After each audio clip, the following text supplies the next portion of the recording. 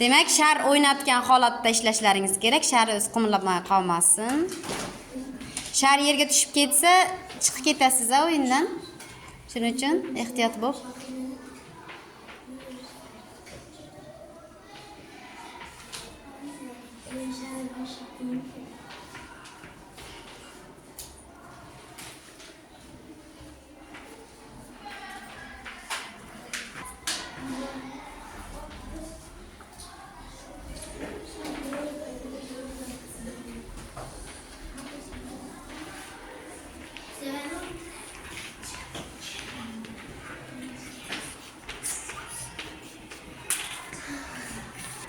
Barakalla. 3-guruh ishtirokchisi o'sha ishlab bo'ldi. Natijalari.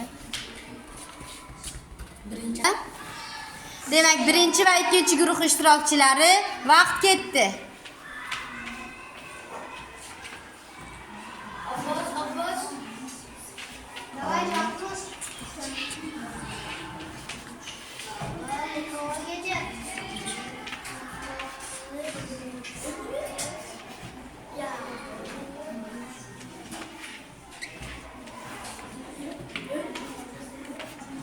Shar qo'lingizda qolib ketmasin. Shar. Bu o'yin juda ham qiziqarli o'yinda. Bu haligi miya yaxshi ishlaydigan.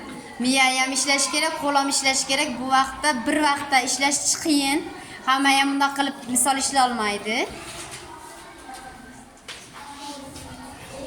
Demak, 1-guruh ishtirokchisi o'sha misolni ishlab bo'ldi.